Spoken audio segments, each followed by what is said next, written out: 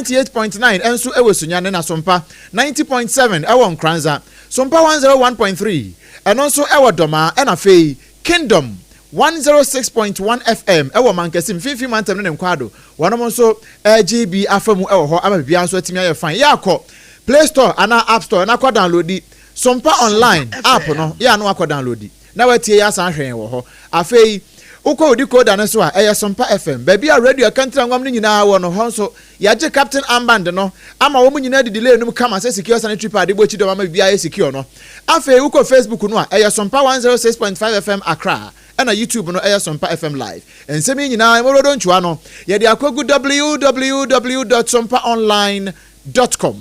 ya nsem no ya business e de amawo Ebusia wa main posi ejumekuo ni fe no ewo enkran pumpuni emantemo entino Accra Regional Police Command no na wamo ebo amani akire mu se wamo akwa secure high court order ya wanom ade ebabeto afi wamo afasha wanom ebedie we eye Teshie de no wanom se wamo mpene ma wamo nini montene so ne se nti wanu mu kire mu say na assignment me ho ase bi asiye e wo Teshie montene so na ebra wanu mu festive seasons yi bia wanu mu guso a wanu mu dia wo mu nim dia epeja ni mu ema akokwo sode ya adwene no anya adwuma anam so ema enipa mienu eti nananom ensiedo na yawra ho sempa afoforo pina so na wanu mu pra ya na emu edene enti na Accra Regional Police Command no wanom akwaji order free high court ya one mu kire mu say wo bi nka sa afi wo mo wa fashion Teshie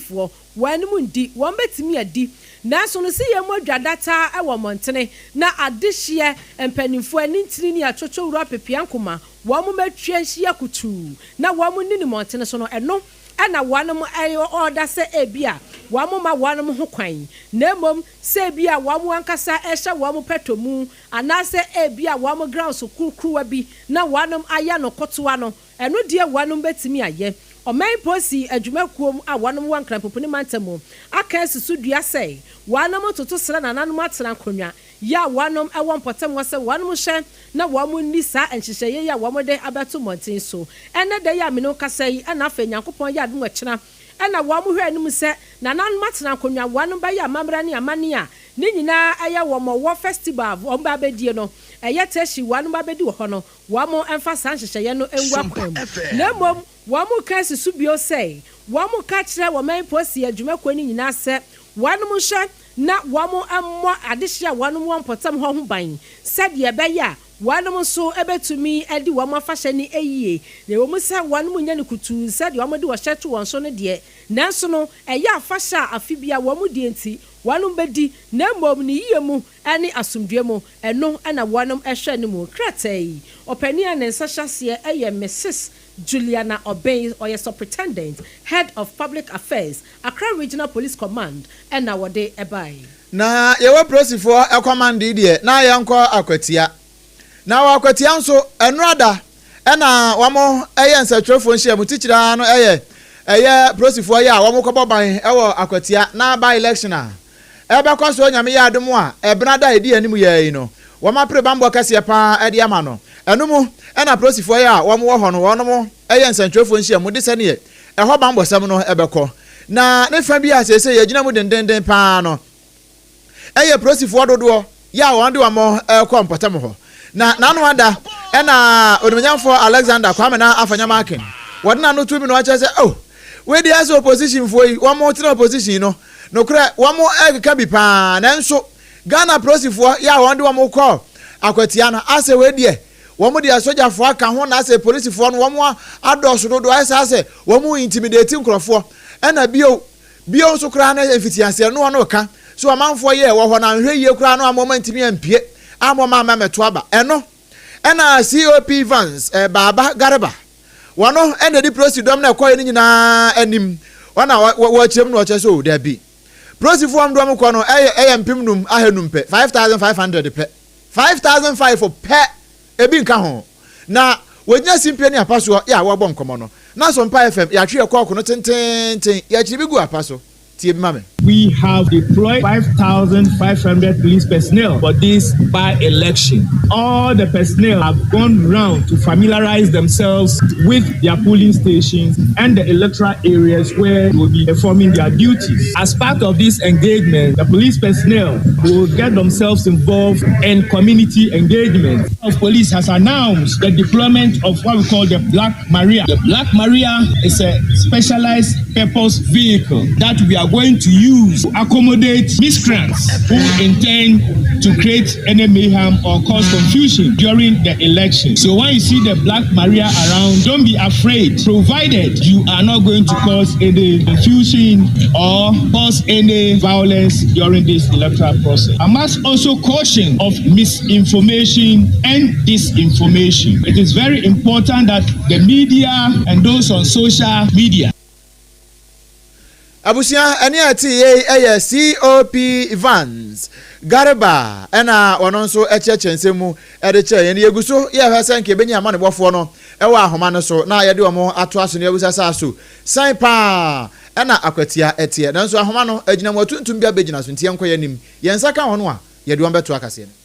Abusia wansam foforo mu no opani a wono ohye agriculture honsam so ewo mayim ayo no nyafo erikopoku ena wabo amane a kire mu se ena no ena beto montene se Paul Gudam no empanifo ahwese contract ya wanom edemaye no wanom ebeye ensachiraye ekakra ewom na ne nyina efa Baby a wanom edefa ya no wama huseni ma entwa yi enti na wase wanom etimi terminate sa contract no na no mu ana owura opoku abo amani a kire mu sei wo ka kire attorney general se wonhye na on terminate sa contract no na aban enya kwan na wanom emfa hyehye ye panwa kwan mu se de be ya Paul Gudam no eno so hyehye ye pa betumi akoyie na wo kire mu no eno wo sei kamia ye se afibia no Paul Gudam no etumi yama na abu afaso na afaso a adehia wanom efie ana wamadan ebebeben empotam ho no wamu ne huna mane afa wamu a wamu yafuo ewo mpotam ho wanom so huna mane pa na wochire mu no ana wase etimi bo ayiri na akwa mu ewo bagredam eno no ekopim Burkina Faso die nim na afa adehia no etempenten kwa afa etukwatena ana ya ato adehia so wase wohwemu a enkrontu a na semantam be semienu eye upper east and afa north east region no adehia wanom ho hwade eye ni na wamo ho aka na enura na wamo ne samtrofo di nhwemu a Owura Opoku Eric a wono yeso ani ohwa agriculture ho samso wode sansem nyina etudwa enti no contract ya wanom yese wanom ade Paul multi-purpose dam no ade ema no wanom terminate ni kakra na wanom hwese aban no betumi aye ho hyehye pa said ye be ya afibia eyiri efa adehye afibia eyiri efa adehye ese japade afempo ebinum kura timi eto anananom ensiedo ewo sa eye yiri a eyire no so na wanom hye na wamo penepu masibra papa bi said ye be ya bebo ante sei ni de wanom ani attorney general wanom ka kire no said ye be ya wamo ebetumi na wanom terminate contract no na ban enya bokire ahwehwe munti adehye wanom ewo mpotam ho no mu asensuo ni yibre ne bra no a aya wamo hiahia wamo kɔ ahokire mu no wamo ka chom so bia enka na koma enfanto ne yam na mom education bia wase wamo de ma adehye wamo mpotam no wanom be ye said ye be ya bibia so ebetumi akoyie ye to ansam ne so na afa yenkɔ ya chibe se sima ba akopɛ afa ne enya amane bɔfo no ɛwɔ akwatia ne ne ono entoa ɛkase no so ye kwa homa no so na ye ne Patrick Ofori akɔbɔ nkɔmɔ me ne wo kase wogina akwatia anasa dankyembo mansini no ɛhɔ mu kɛkɛ ɛno wogina ɛno nti ye musa ne saa so prosifo 5,500 no wo mu gusu wɔ hɔ ana bia binum adane wɔ ho pato Obrempong Abena Adepa mo me na mo akwa na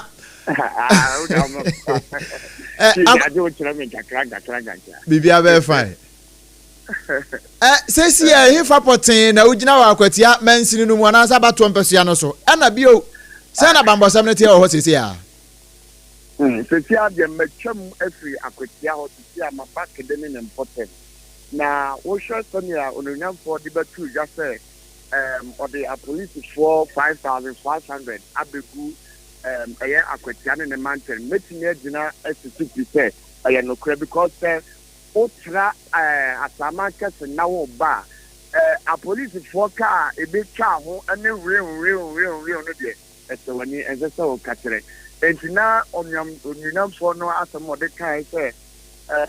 a police for 5,500 or do ma be pim wo ha a umbe bambo ho ensem ene ensem yina e koso na me adoma Abena Adepa yeto abano eyi onipa fofra obesi yenya bema enes kumi anemu no na trese eye nokure sompa yebetime studia aka se apolisifoɔ no wa ha bambo mu aye den pa e wa ha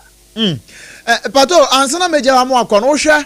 baabi kakra wafa ade awurawura mu ahunu bambosam yi wohunu sɛ gya ye be ba elections ano ya na mpuntundwuma ta akɔ pa baabi a wafa kakra ene wo de wasototo fam no what take a crisis mpuntunwuma because ne atie ne say yes ya ko bi DVL office nyina animanimu ya hyehyehye so awon potam ho what it be esan say me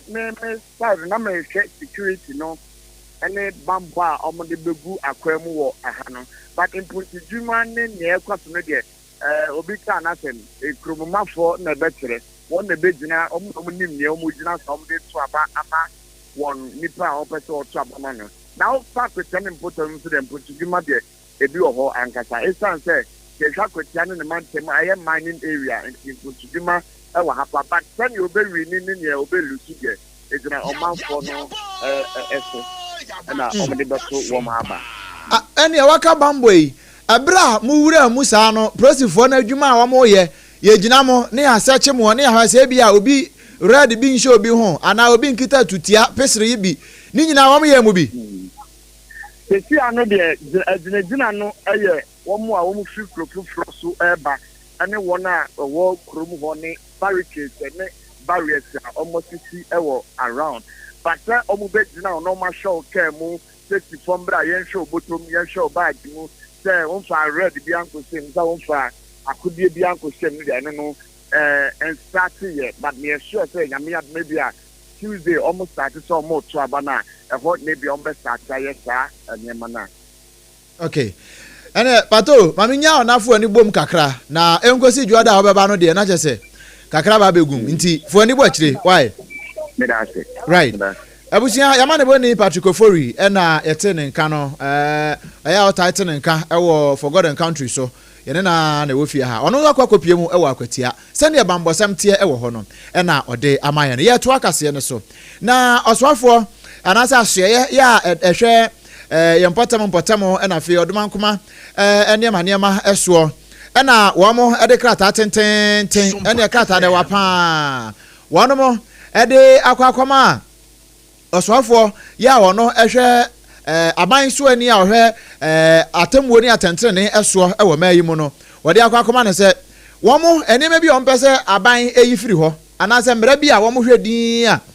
ebe ya nka aban entwam emra no eye li 2462 ena afi ni amended version eno se li 2501 eno no wo mo kire se enshade enya dwuma papa bia wo mo hwa enhu hia kura na sa li etiefo beka ya enanu ana ndc amamuo no anasa amanyoko no wo mo bontoa apretumi ede aboma yimu no wo mo ka se wo mo ba pesa li wo mo be yi afiri ho enu nti osofo wo hwe akire e wo sa ahye ho no eye onumyamfo Emmanuel ama kofebua ya ono krampo esan ye elembele mrahye bedwani wono na de krata yi ede akọ ya sa krata yi mu no wa kire niema bebre ya ewomu a watchere say enu ka ho bie na amanamdwuma a emfa mra kwan so no a friend galamsey no egusu a enu sa mra no na ema manfo atimi asi wo ho akantamen enu wo de ebo mo safo hene saa enu wo say yensu a ene yempotam wodom akoma ne ma ode ache yen no wo say ni nyina bie nso so no wo ka wo nyina na wo kan so e de afa EPF won so se wo mo nso no ebetimi amam wo yi sa mra wo efiri ho a ebetimi ma EPF nso tumi ama watimi de agyan nan so na watimi de aye nyema bie so watimi de ye se na be ye betimi aboa ama yetimi akọ edi amanamdwuma emfa mra kwan so no yetimi edi su enkunim enkrata yi nyina no onipa ono ehwe akire esenkita onde egbo fotene edema asoye no eye ama mawusi mawonyafia wano ena tro krata yi esan ye e de ne nsa hyase e de ma osoafo a ye frɛ ne sɛ onimnyamfo Emmanuel ama Kofi Boa na wano nso abɔ akire kama e de akoma Attorney General sɛ wonye na won keka bi mom sane ye bɛyɛ bɛboa ama enima nyina etimi akɔnkan na amramdwuma emfa mra kwan so no yetimi atu ase Abusuya sha no so se wasugusu a wutie pramtrobeka se e wasompa wa hanisia echipo enum kasa fidie so na wonsam foforo mu no dwumadie bi ekoso na eye enwumasua edwumadie na empanimfo a wanom ewo TVET mu ene empanimfo a wamo so eka biewom ene kokohia wasante emantamu a pandai emra hyebedwani ononyamfo Sebastian de wasanso eye chairman edema Ghana TVET service no wano so ekobie na numu anu ade tu dwa se TVET no wamu propose senkebe ya aban no ensha na womfa eya comprehensive program bi emfa emrama mbeshem said ye be ya UNICEF wamu programs ya wamu dia be hyehye TVET sector ni mo no enu so betumi aboa wase eba no se yemfa skills nya adwuma afei yemfa development nso nya adwuma pa ewo TVET dwumadie ni mu a na UNICEF de wamu tam abeba wamu dia no ebetumi aboa atete mabunu pi na ewo mayim ema wamu be wie school no na wamu nsa no nyuma. We need to know what kind of skills needed by the job market currently. What are the future skill demands that the job market need? That is the way to go. Say, ye pese o man Ghana, ye solve unemployment. As I say, ye koso ebo modin. Say, ye be share TVET mo kina. So we school now to me be a juma. Wait me employ about 5 or 4 people. So that is the way to go. You will not wait for somebody to give you employment, but you rather can't employ yourself and employ others. Wo school na wankasa wo nsa no adwuma dada ubetumi ya employ wo bi e dia ka ho ntahwete mienu kambo mu na abopeme na oman no atumi agro na opani wakasa ye eye emrahye bedwani osomade hia wamo ewo kwando abato empesua so wasanso eye chairman e de Ghana TVET ononyafo Sebastian de enu achi no opiemu wasante emantem opani kwanchafo that TVET no ano eyowura Richard Ado Jemfi wono so ekasase. As a nation, we've established a regulatory body to be in charge of TVET. We've strengthened an umbrella body to be in charge of the service providers at the governmental level. Quite a lot has been done. This research seeks to sort to find out the level of impact that has been made, and Ashanti region was chosen as one area for the first research or first phase of the research to actually find out what we've achieved so far. And today we met as all stakeholders, and the results were shared by those who led the research. It is interesting that certain things that we took for granted have all been revealed today, that as stakeholders we've over-invested in some areas. We have also seen that some TVET areas or courses or trades have been oversubscribed, whilst others have not. The area of ICT, the area of agriculture, these are lacking in terms of subscription. However, you find that issues of dressmaking or garments and cosmetology and the rest of it have been oversubscribed. The research has actually opened our eyes to areas that as a nation or stakeholders across board we must extend our coverage to.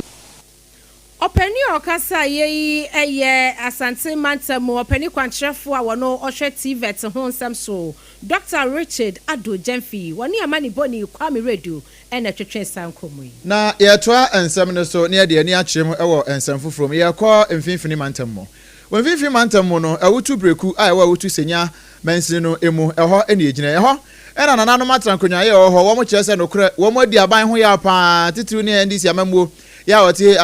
ndisi amamuo sese ya mampani John Dramani Mahama eda no wo mo di ne ho ya papa se na anu agenda 111 na mampani Akufo-Addo eja ho ya okoye no na ba ko wo mo mpatam ho na ohwempo a chese etimi akonanimu akodu be se 60% 60% completion nanso aban yi ba ye asa ono de wo se kiki ya odi super glue afa animu chese won hunu hwe eno na nam so ama nifa hene ya wo awutu traditional area nine pobi abundam ya otoso enson wodna no atum no chese abaya de pa ena mampanini ene aban ayi o mani sa no na so mo ahwe yie no ma meye no krepa ne se ya ode wo madi ne ho bi se agenda 111 aban etwa mu ye no sisiano I atonsu say uko ha ho fu aba fufuro o ma mehwampo yesterday as aba fufuro na waba no so ombo modern na ometo asomaye ni enya hospital wa ya ma me num ya sister num omo ko wo a ti say winiba wo ti say winiba so wo fi ha ko winiba na no mo hwe kwa ya mpanifo ya fast ko winiba bedu wore na ye bi I ni say na ye bi o the slab by so momody number we agenda 111 maye we aya 9 pobi abundam ya otoso enson wona de sansem we nyina etudwa na ne nyina mu no na ye adwumadie kase ya wono ye e wonpotam ho ya ne nyina na eye awubia afahye no e na no mgusu wa mo ye ho adwuma kakra sa ne no nanam so e ma nanom bia wo mo so e wonpotam ho no wo mo gina sa akonya we so etufo e ka kire wono mo a e ba sa afahye no bi se ya wo mo nya na dwobre se ne be ya mmebu no be hwe mo yiye enkoye moto accident anase obehu se ade enfata na mo ye nti kakra America ne se omo hwe omo yiye wa afahye we mu Teshie ni de afahye ni ye mpe wo ha be hye be chiwo no de wan hwe ni ya wonya no easy sa yenim se afeso a na enije aba ba enije mboroso so no ede nsem bebre ye den eba ti mesere se obia betumi ahye ne ho so ne nyina yedi afe no na akọ waso dwemu afi de empese ye benya atenkabone bia obreku because empese ewutu enko nanim nti esere mbebu no ahoho eba kromfo eba omo muti kurechi omo nyina eba ewutu man mu se obia momode so betumi ahye ne ho so abusia we ya nananom ahemfo ne bi ye wo awutu breku ye wo awutu senyamansi no mu na wamne ya mane boni kwakwadema etwetwe nkomo no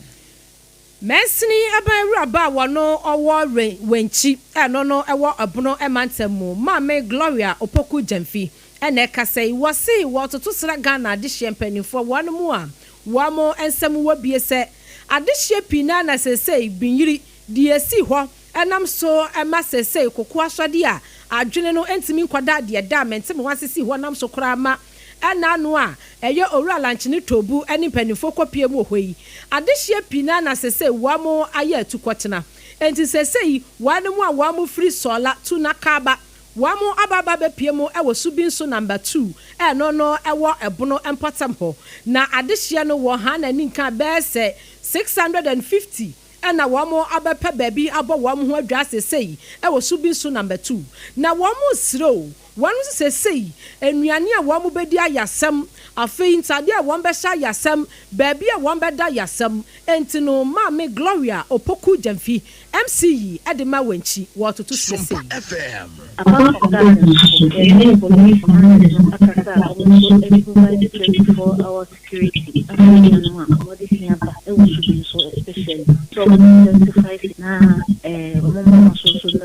all the 3D platform and so I can ask for more and said the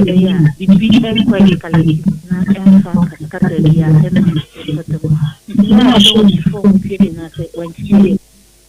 and what you know and mame Gloria say we dia was slow yesa aboane dia jakwa ye nyane kwanti wo aduane kakra bi entoma kakra bi sika kakra bi a wo betumi dia ba no amode aboa de hye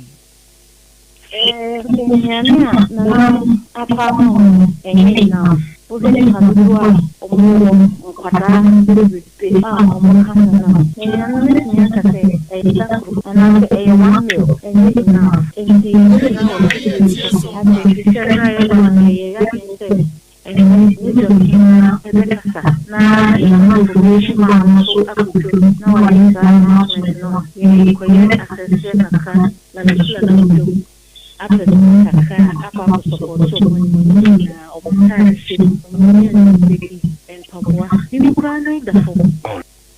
Mensini aban raba wono o wenchi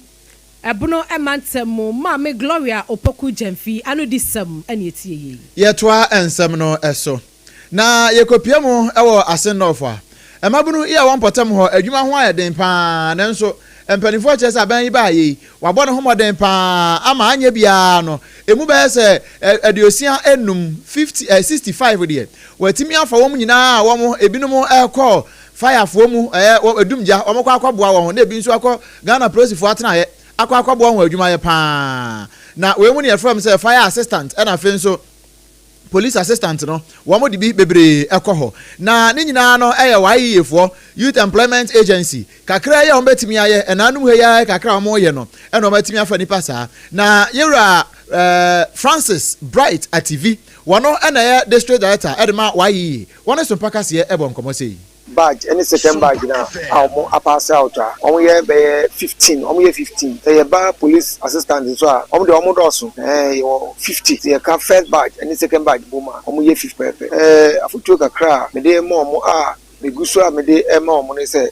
omo akọ entity mu enti omo abefie no since omo posting say embaye no omo ebeye dansoa ti ano omo akọ entity omo akọ training asensisi a omo anya entity ne ade omo so omo ya aban nipa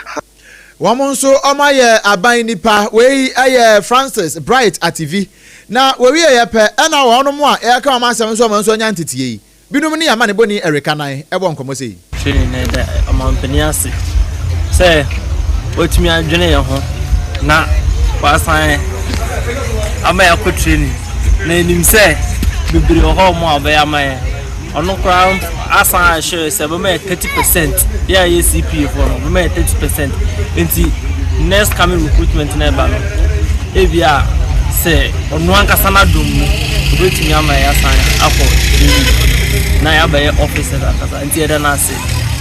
asan confident PA patients mensa from asan class at the edika na dia sedama ya mampeni John Dramani Mahama ya toso ya de mayen MP John disipesi say akonya we ba yan so wadre no na wa mayako na yenim say ye die ni ma ba ya kwenya ntie say obefa 30% of CPA no na abusia we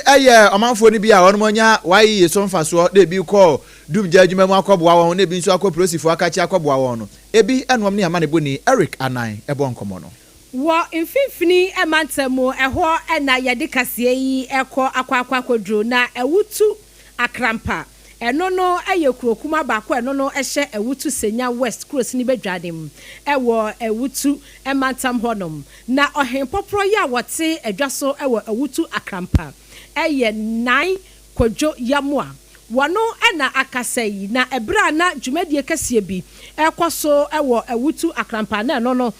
Black Stew Ewubia Festival Celebration na wano mu adwumadie no de wamo de to so potokasem wasiye let's come together and build the community yenyina yamra ni anka yehumom na yentumi enkeka yensa so na yamwa ema ekura yetim no etimi fa ne tampemfra na dwumadie na se no ene amane boni kwaku adema ekopiem hobia nana ede nsami etu dwase adehia wanom ewo ewutu akrampa wanom ensuo eho akwatwe papa wamo se ayese de dwonso abo akokɔ wamo se de nnanim se water is life no ensuo wanom so de a wamo bre na wamo anya bia nom watoto sra MP afa DCE wamo a wamo nsem obie wamo betumi aboa ama adehia wamo awutu akrampa wamo so anya ensuo di won dwuma no wamra won sra bem oba na wotwe na wosom Obrempong oba anadwo na obia ada entum so na ebusu nti ene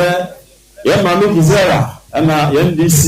ye na man ewe ye mfimfini e betuta srawa se won hwe na omoye ewe ye nsu afam efenso Adepa ko a ye sre NDC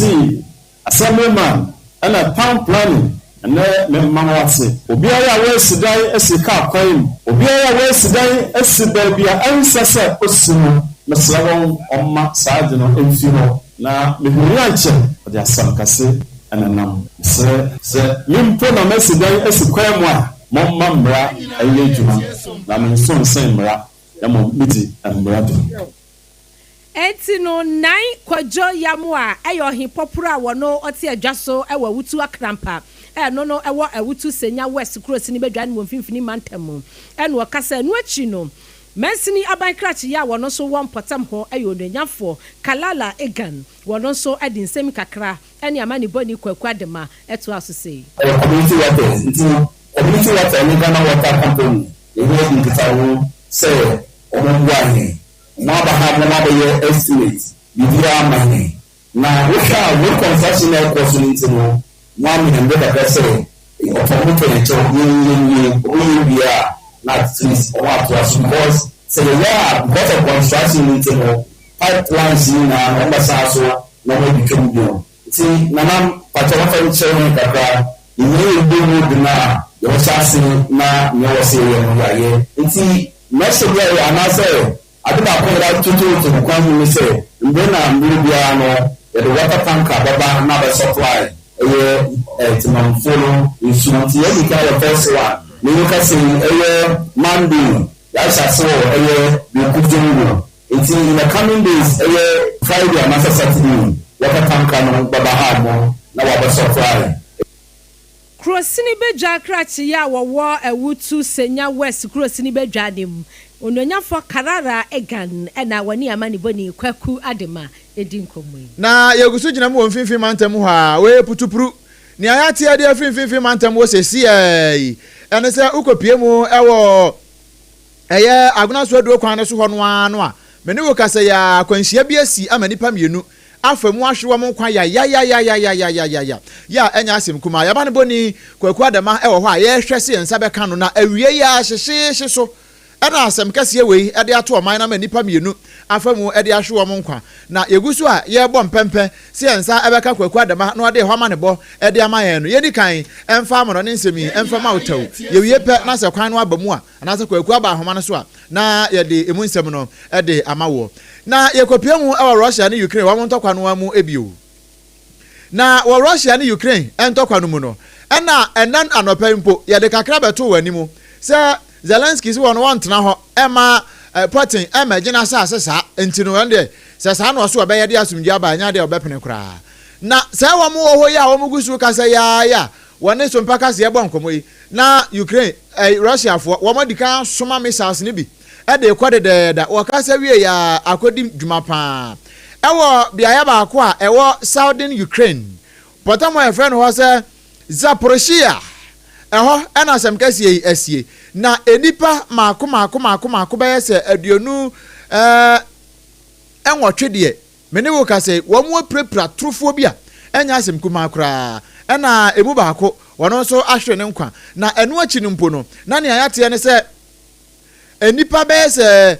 edu enso edikan kra fam ahwe mo kwa na enya asem kuma kra na 5-story apartment bia eno no ewo regional governor wa Sampatem ho friend say Ivan Fedorov wano boy amane ya kire say sa eho ne de na esi ye no de enkwada miensa na wono mo efa mu eprepraye ewo ho pa ya na emu mienu eye emamu a ya ho mo nya mfinhia no ba ko nya mfinhia na enkron na ba ko nya mfinhia no edu na ba ya ba ko no nya mfinhia no dunsia wo mu nyina epreprapra tofo pa eno ne ba ye Vladimir Zelensky wade na no atumbi no chese no kre se Putin wanhwe ye no wamputu stop tuni awa no a wo ba wie pa de asumdwe a nipa nyina epre no anhwe ye ana wode akwa akohye nsuom eno eka hono bie ama wode na no atumbi chese eja dere a dere wo Ukraine empotem wo ye sade Ukraine no ewiase nyina foma no ntumbi na Vladimir Putin wonya sade no a wo ye anya sa wode oye de pa na eba wiase Ebusia yenyina yeso na premto brekase ayade sumu free Sompa 106.5 FM akraso a ekwaje ne ho sekireme na wasante matamu a eye Sompa 93.1 ene wono mu a wo aka nyina no yemfansi na esanse entatia ebetwa su a eye dua bi anasema ba bi so ene wo fanti wono mu a wo so yasene yemfa sidai ma wo ye wi headlines no ye de atodwa unim ni afrano 2074 no wati bi nka mo ubetimi atwaneti aka no T74 nananum dido no omode tete yan free yan ponte mira su kwasi kwadwuma ni mu ho no eno a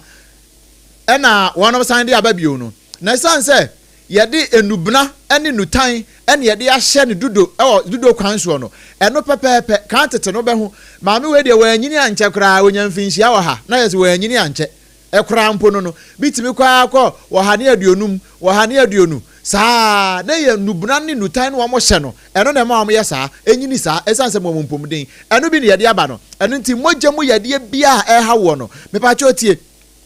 bema prostate enlargement wanya bi wo ho ama sei wo hankasa no utimi se we de wo yade bomode kwa 2074 na abeda mase pa oba unsu bu nsa ote yawo e wachire kope 2074 nanom na fe emu aw pa ena da bia ya na meka obi ho ana na ase tai pa na nanimu ahonhono wono sa na ohia 2074 ena fe wonso so a o blood sugar no se wo soro se wo low kra no ebetimi normalize no kama na bia atumi aye fine wonso de na koye se kuro ton ho a ekuro ton ho a kwasi kwa ya no o maaye na ekuro ni nwuye me pa cho ohia T74 ohome a enkabone wachire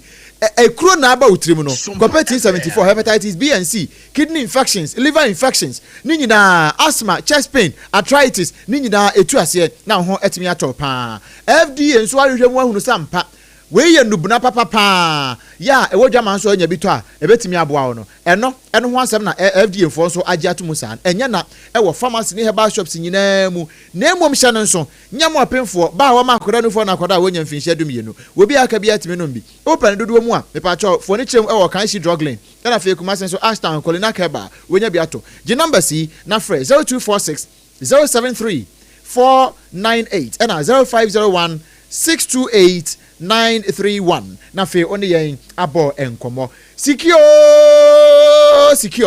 no krepa ya kan wo bia nim se secure sanitary pad de ya ka ho asem a yenkwa agina na yabua se wonya secure sanitary pad abake be ka kirewo o kwa wo nhwe wachi eno an se wo de confidence sense wo nim se wachi aye so secured wa bra bona nkasa na e secured wo ba o mama no wunu anu ma no o yire ana so se wo bia onim no awoye oba ya opesa otade ye che no mana ni gie no eya to secure sanitary pad wo badwene sampa wadwene wa secure na bra body ama no we no mane eya hotetam ma no de ebo wo ho na bibia atimi akonkan na emom mane nya asumdue a mane ho to wono a mema nso anya asumdue na bibia atumi aye fine enye na ewo shops ahodo nyina mu okwa wo so pe secure sanitary pad insist se wo pe secure sanitary pad eno na betimi aboa wo udru asante mantano ne nkwado mama excellent cosmetics ena abenya ndodo ato o wadum PZ ana fe kwada so estate taxi station ho no a old asempa pharmacy kwan mu ho no no obutu je number C 0243 862 158 0243 862 158 na fe one no abo enkomo odi na akwaya malaria ena hawo migitum aduane si wa wontimi di enyama nkoye mfa ma waposo ta atwetwe pa ene se obi si wonom leptin na ne ho twetwe no wono sa ne se wo hia time herbal mixture me kan wo tie me time herbal mixture eno na ese wonom enti wo de entra ho nsere bomode na kopa time herbal mixture ho na abehu sampa tea bag no eye papa pa e na abetene de no ahunu se no kure papa pa na Obrempong ka ho asem no ebi afufuo ni si wo wontimi ntibi ni me pa cho time herbal mixture ko pebito enya na pharmacy ene herbal shops nyina mu ba bia wo bia ka ho tumirika pebito na emu aw pa ene ya time mixture enso ho a wonso a wo dwunso yade dwunso mu how bia no eyi ni nyina ede firi wa ba ma nso a mema yo enkoyie emfa ma wo ba wo da ho a se enku a asa na nkan ya boka shira to no so wo kan wo se ma yenka me pa cho wo be hia se wo be kwa konya time mixture ni biato na bibia timi aye fine pharmacy herbal shops nyina mu no udu abenya biato wo a wo pedodo atu aton no frɛ number si 0244 417 669 0244 417 669 na fe oni yen abo enkomo ensem wa yede som wawie no na poso bi ene se upie mu ewo wanchi a maami a wono oye aban awuraba ewo mpotem wodi atudwasa solar tu na kaba adehye bese 650 ana abebo wo ho adwa wo ho ewo subi so number 2 nti wo mu hia nnuane entade ene sika a ye de beboa wo no eno ana akwati anso ye kɔ hɔ kɔdi nkɔmɔ ese bambosam no eyade a mpanifo kyerɛ sɛ ewo soro yie pa onyonyafo Eric enso abamane wo no ene suani a wo hye eye agriculture ho sam so wo sei sadia wo mo ede eye Polugu dam ema contract no wo kacha Attorney General se bibinti wanom terminating kaka na ban nya kwan na wonom enya nyoma biansa sanso na yekɔ obi manso abrochimamu ekɔ hɛ ne yekɔ so ewo Vladimir Putin na afa Zelensky wonom ntamo a wo mo atopa yekodi awo ni bia akɔ prepare nkofo bebre ewo Russia Ukraine memu Ebusia na nsam no dɔso ɛna na wia yi anuanu banu yesi adwa yade ɛsom nsa from Tobra kase ɛwɔ Sompa 106.5 FM ensemi firi ha no ekwabu dichi ɛwɔ Asante Mantamu a ɛyɛ Sompa 93.1 ɛwɔ Kumase ɛno ɛyɛ Sompa headquarters no ɛna afi ayiko 100.9 wɔno nso gidemu ɛma amanfo ni nyina ayiko adamfo pa radio ɛnso wɔ France abrochimam wɔde kase ne ma wo bia adamfo ɛma bibia yɛ fine afi Sompa 101.1 ɛwɔ Takwa Sompa 103.3 ɛwɔ Takrade 106.1 ɛwɔ Teshie 98.9 ɛwɔ Sunyane 90.7 wɔ Nkranza na 101.3 ɛnso ɛwɔ Doma mfifi mantamu no mankasi ne nkwado Kingdom 106.1 wɔn nso gye fa mu ɛwɔ hɔ ɛna fe odi code ano so no ɛyɛ Sompa FM o hɔ nso yɛ Captain Amband ne kama Facebook no yɛ Sompa 106.5 FM Accra ɛna nsɛm no nyinaa no egu www.sompaonline.com YouTube no nso yɛ Sompa FM live Hajia special local foods adawromenti o messages no ade bae no yɛmfa kakra ɛmfa ho ɛmfa so opeduane papa Hajia ɛwɔ hacho atomic kwan ne so no transition gyen hɔ washing be mu hɔ no ɛhɔ a ɛnu obutu ne numbers no ɛyɛ 0246 359-921 0246-359-921 na yemfa ne aka so ento aso ha ma na ekwa mo aboaten edi free Ablekuma Central was the victory of Dr. Mahmoud Bawumia is coming again and MPP candidate here your friend is Solomon Kwame Asumadu nso bedi nkunim wa kwatia ose buy and buy bibia be fine Master Planner Junior Eddie Freaking Tampo was surely Dr. Bawumia chese no kre wa ye krado se MPP wo betimi ade animu pa no nti ya monto aba no emfa emma no Baba Mahama Eddie Frobo ase was kase ebo no demu wa danse bo ase enchi akase enkoma odene ho kofi apianim a owo obo ase mo ono so ne message a wode aba ewo ahase enso eno no na ye bo aso so wo hwe en live ewo shukura monten so ewo dansoma wasenchi akase enkoma abake pa na kase no de so open and loud ne de ya wode aba enso eno no yes ode so na ye kwei no happy birthday and confirma Sompa marketing manager Nicholas Kofi crying and Mr. Nicholas Kofi crying and they are celebrating no papa